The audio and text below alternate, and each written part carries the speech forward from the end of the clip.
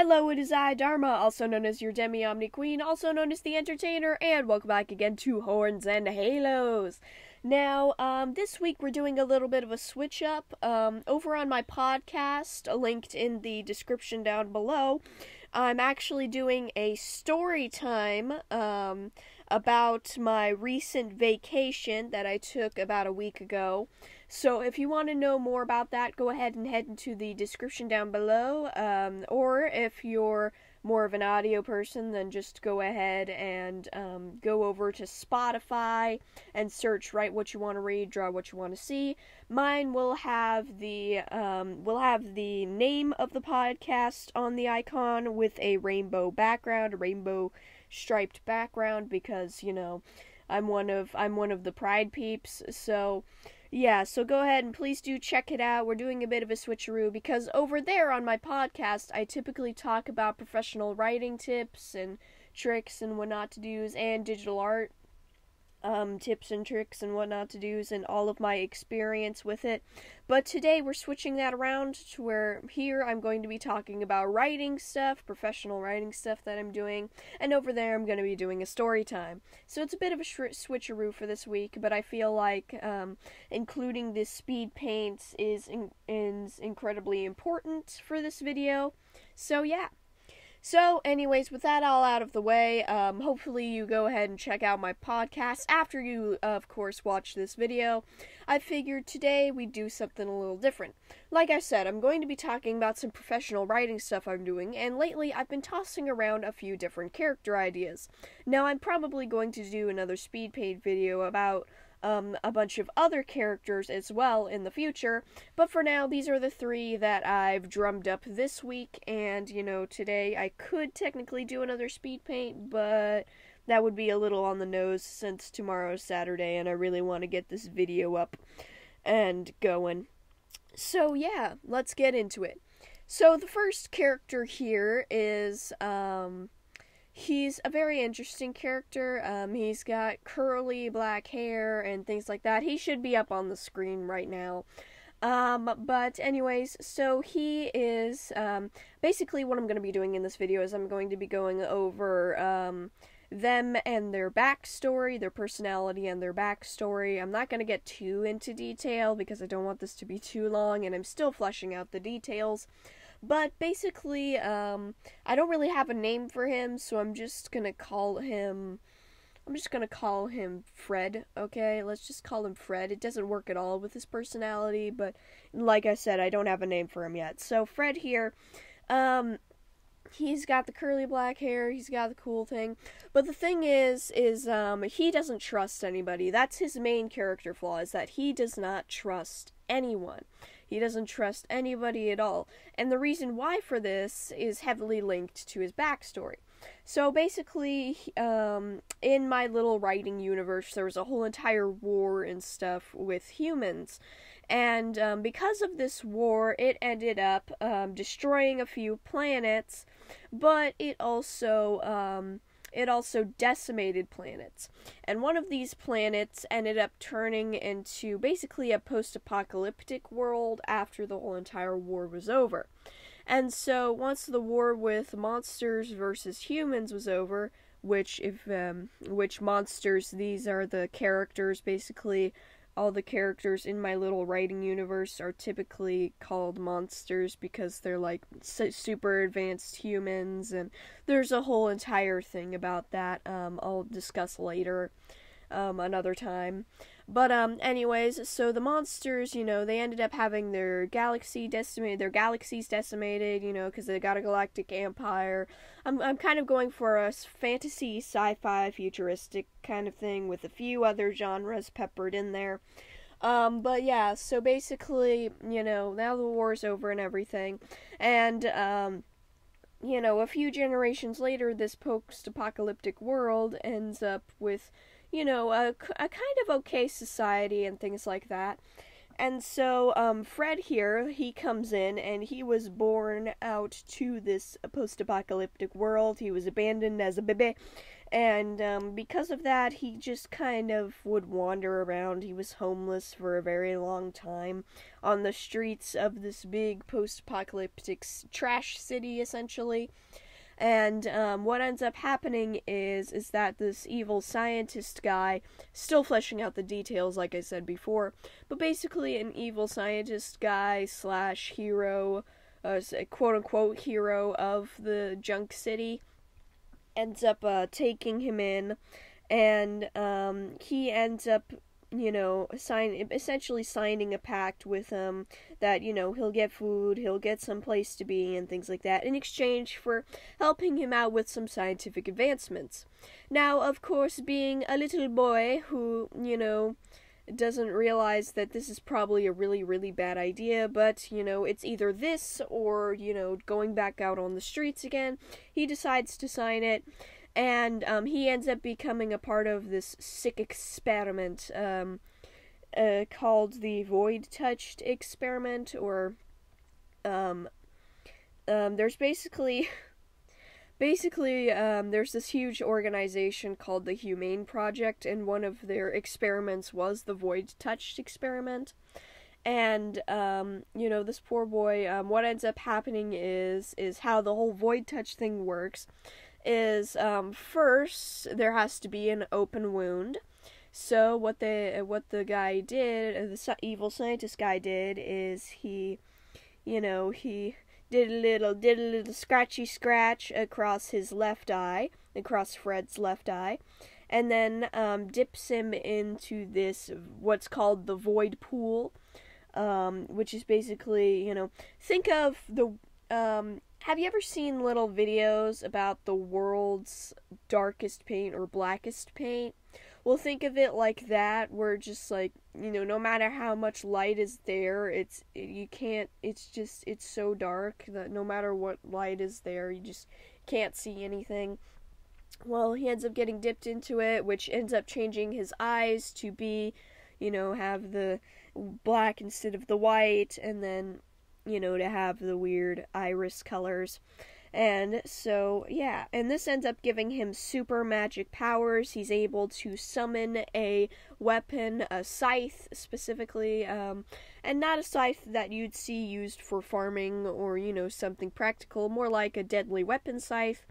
And yeah, basically gives him magic powers, super strength, things like that.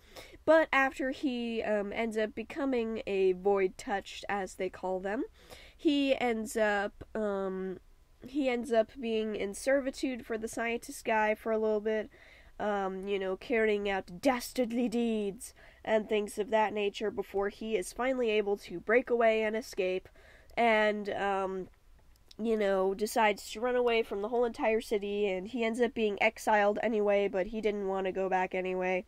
So he ends up going and finding a trailer out in the post-apocalyptic world, and lives there for a while until he's scooped up by superhero organization. Yay!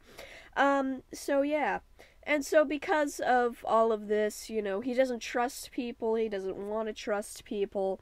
He's learned that the society is built upon lies and deception and doesn't want anything to do with it, and won't help anyone except for himself.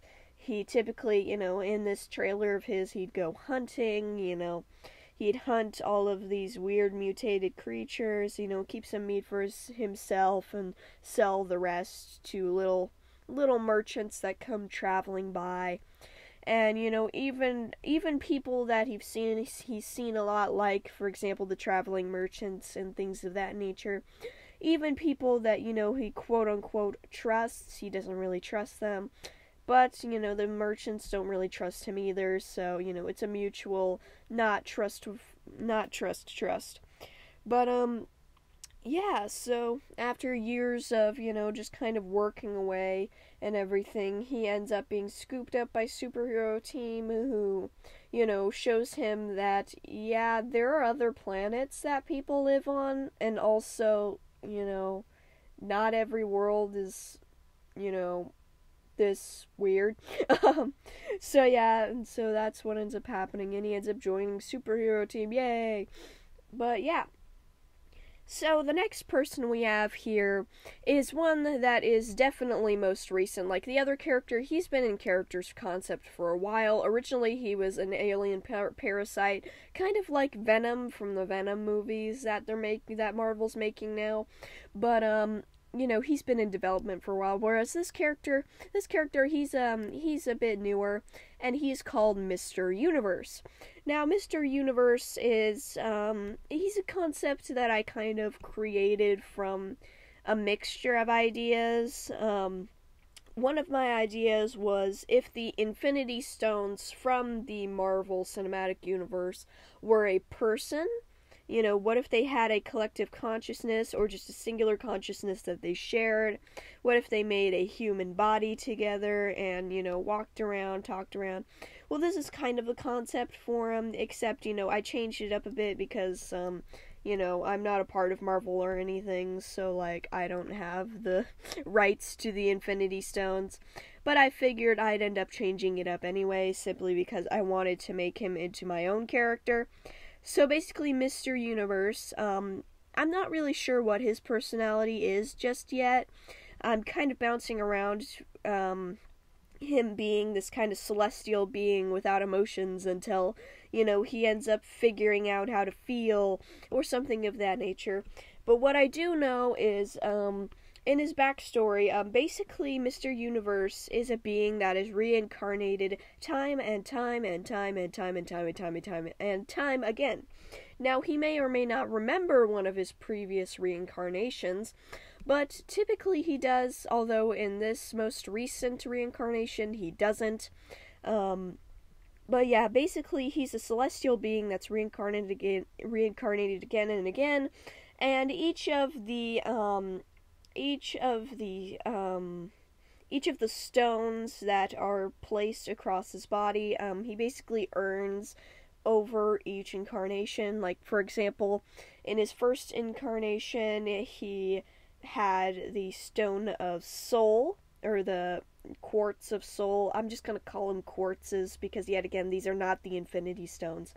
So he has this Quartz of Soul, which is, you know, in his chest, kind of about placed where his heart would be. I'm not very good at that kind of anatomy, so I don't know. It's where the heart would be. And this is the first one that he gets through his first incarnation, allowing him to exist in the first place, because in my whole writing universe, and, you know, you can still technically be alive even after you're dead or before you're even born, as long as your soul exists. So, he existed in kind of a soul form for a while, until he was reincarnated again, until he was reincarnated for the first time, I should say, in which then we add on the stone of, you know, the stone of a physical form, or, you know, just any of the other quartzes or whatever. I'm not really sure which each of them represent exactly at the moment. All I know is that, there's sentience / you know, mind / knowledge, whatever you want to call it, and soul. Those ones are kind of necessary to the lore of my little writing universe, so they kind of have to be. But yeah, so basically, throughout each reincarnation, he ends up gaining a new stone, and in his most recent reincarnation is the one that you're going to be seeing in the speed paint. His clothing design is a bit different from what I first imagined, but I really like how it turned out. But yeah. And basically, you know, like I said, his personality is kind of varying. I'm not sure what exactly he's like yet, but I have a feeling he's going to start off being somewhat stoic, you know. He's a collector of eccentricities. He collects, basically, artifacts with high power, you know, things that a general human or monster or whatever resident of whatever universe it is, you know, he decides that, you know, maybe you shouldn't have that ancient relic that could destroy the universe / world. Yeah, thank you, bye. And he basically helps out people along the way. He does a lot of helping around, even though he doesn't really have any intentions. He's not necessarily good or bad. He's kind of in a neutral state until he ends up with feelings. But yeah. So basically how his backstory goes is that this super spy agent ends up finding this weird celestial child and takes them in, and the child has these weird quartzes embedded in him, and he takes him in, and he's a bit of a worrywart, so he's always worried about him. And as Mr. Universe grows up, he ends up attaining powers of flight, without even realizing that he has any powers. And when he's younger, he has more emotion to him, he has more of a personality, and basically, he ends up finding out later that he isn't just a celestial being this time. The quartzes didn't just make up organic matter for him to exist. The quartzes actually embedded themselves in an actual human baby this time, or just monster baby, whatever you want to call it. Yet again, when I mean monster, I mean, the mythical, hyper-advanced human race that I'm talking about. I'm not talking about, like, an ugly baby, okay? And plus, there is no such thing as an ugly baby. All babies are beautiful. So, please do not take it that way. But yeah, so basically, he just... he ends up finding out that he is technically a living being this time around. And so now, once his personality finally comes out to shine, once he figures out how to unlock that fun side of himself, while still keeping the calm, reserved side of him, he ends up finding all this cool stuff about himself, and it's really cool. But yeah, so back to the backstory. He ends up having this childhood friend who ends up finding him when he's lost walking around as like a 2-year-old or something, or 5-year-old. He ends up wandering out and gets lost for a little while, and of course his caregiver goes nuts until this little boy ends up helping him out and brings him home. And, of course, the caregiver gives this little boy lots of thanks, and, the little boy, he signs back because, the little friend of Mr. Universe, he can't speak, he can't talk. So, he signs it out, and the caregiver, sadly, is not versed in sign language, but Mr. Universe, of course, being the weirdo that he is, and so he ends up explaining that he says, his little friend says, it's no problem, I found him wandering around, and things like that. And, they become friends for a long time after that. Until, they're both around 19 and things like that, and, the little Scarf Boy, I'm just gonna call him Scarf Boy because I don't have a name for him. Scarf Boy ends up telling Mr. Universe that, well, I'm gonna bounce, I wanna go search and, find cool things and just go live my life and things like that. And Mr. Universe is just all like, okay, by this point, because as he grows older, the more his personality and the more he feels begins to fade, until, yet again, he's able to unlock that side of himself again. So now, at this point, he's just like, okay, bye. And then, a few months later, because I am deep and dark and depressing, Mr. Universe's caregiver ends up passing away. And so that launches Mr. Universe's off to go do his calling, which is basically collecting these magic artifacts until he ends up getting scooped up by Superhero Team, which teaches him, hey, you can exist. Oh, okay. But yeah. And the next character here is this knight kind of character. You don't actually see his face in the speed paint, and to be honest, I'm kind of glad for that, because I wanted to fully design out what his suit would look like. He's one of the few characters where he has a full a set of armor or a full suit, superhero suit, or whatever you want to call it. So you can't see his face. And also, I have no idea what he looks like, so I'm just, I'm not sure what he's gonna look like underneath the mask yet, so. Yeah, basically he's very much a perfectionist character. His main flaw is that he's too much of a perfectionist. He seeks out perfection that he cannot attain through his own self or through the things that he does. And yeah, this is a big problem that stems from his backstory. So his backstory is basically that these ancient guardians back like 1,000 years ago decided that, you know what, we really need someone to protect these magic stones that could eradicate the entire universe.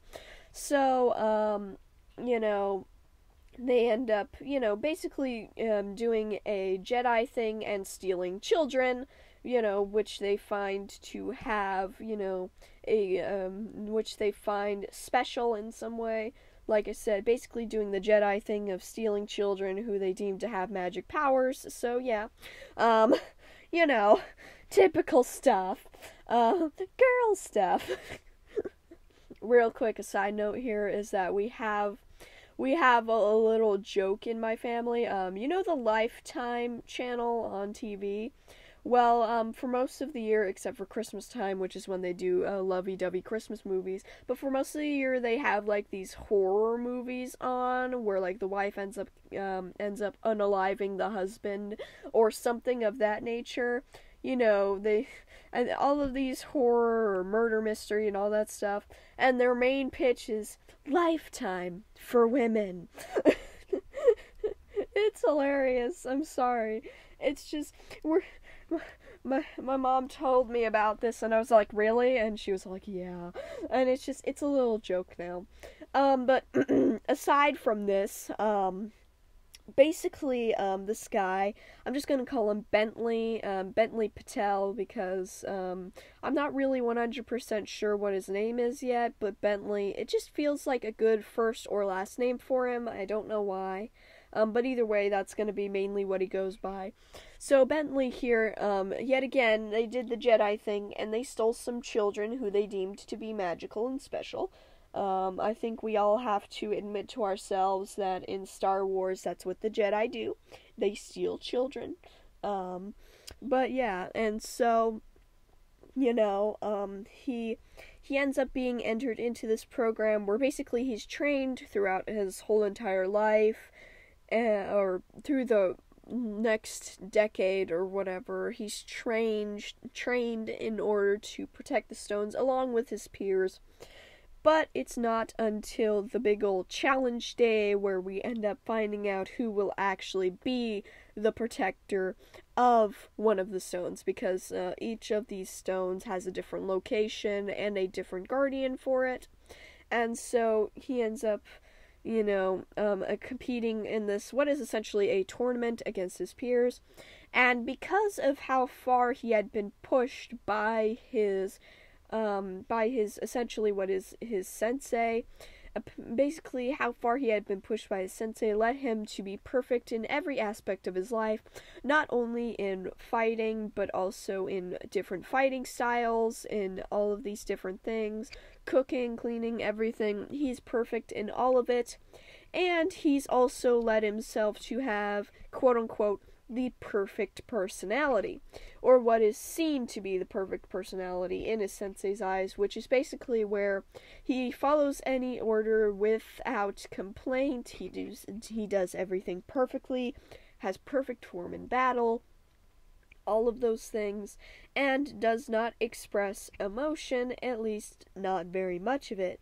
He basically becomes what is essentially this servant to his sensei, and basically becomes, the perfect guy, except he's not really, no one's perfect, but he's struggling with that.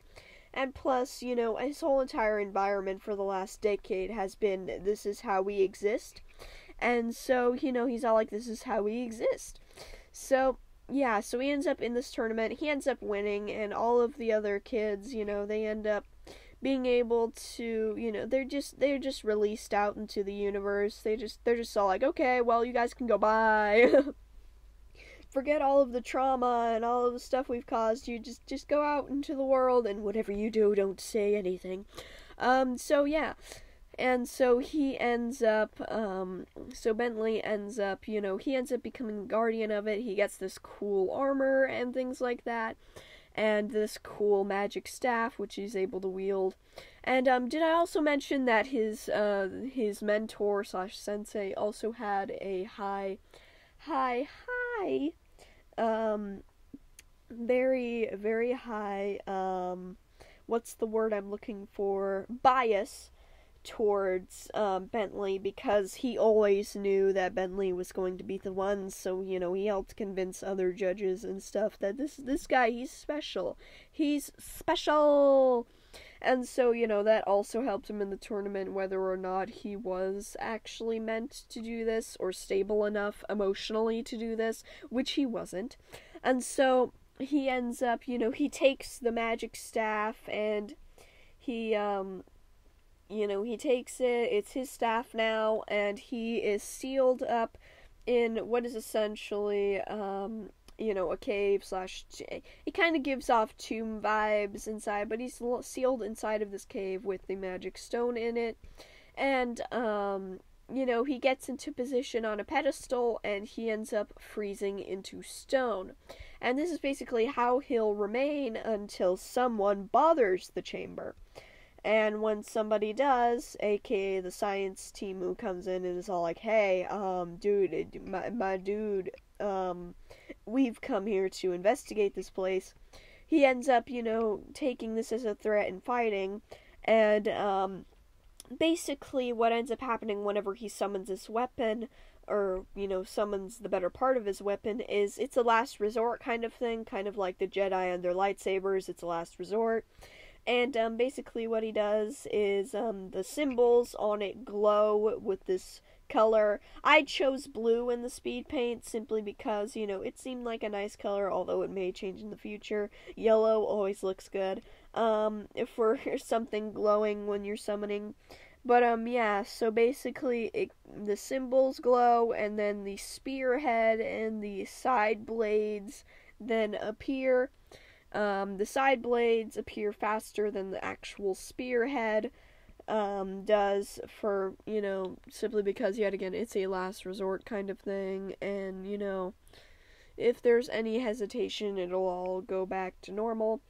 And he basically uses this as a weapon to try and fight off these science people, because he's all like, hey, and even though the spear is meant to be a last resort, he takes any threat to the tomb as a major threat, so he doesn't think to try and negotiate, and it isn't until he's given a very powerful sedative that he is finally able to, A, pass out, and B, negotiate with these people. And once he joins the superhero team in protecting the universe and all of that goodness, he ends up unlocking another power that he didn't know he had, which was the power of wings.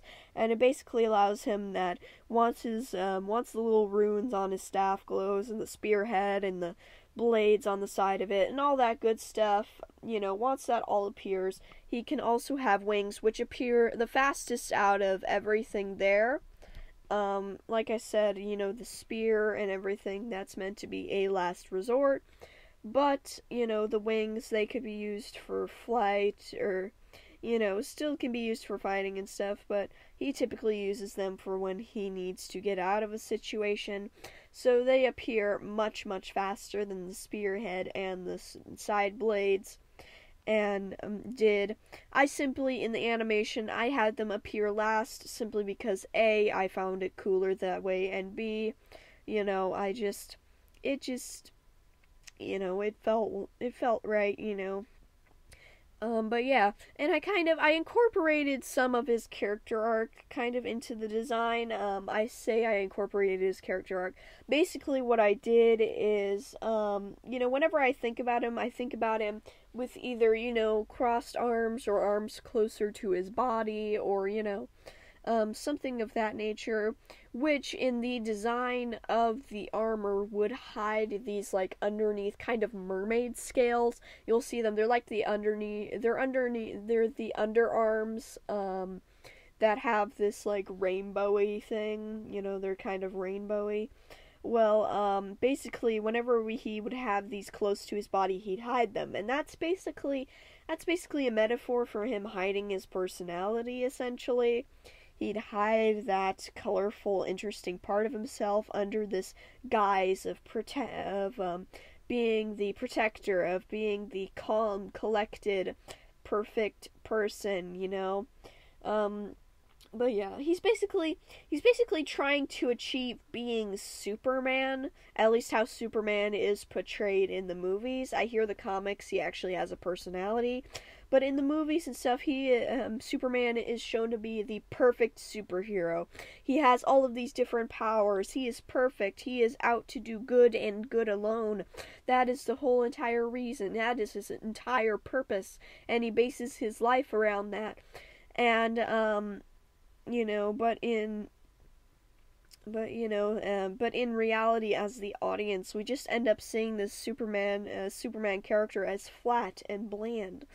But in reality, he could be rich and interesting, and that's kind of how Bentley is. He wants to achieve that Superman status. He wants to do good just 'cause good is good. And, he wants to do that, and he strongly believes in his mentor and, what he likes to call his people, his beliefs, and everything. But it's until he finally has human contact, or monster contact, I should say, that he hasn't had in 1,000 years, because he's been locked away in stone for 1,000 years. Because, no one really thought, let's disturb this rock face over here.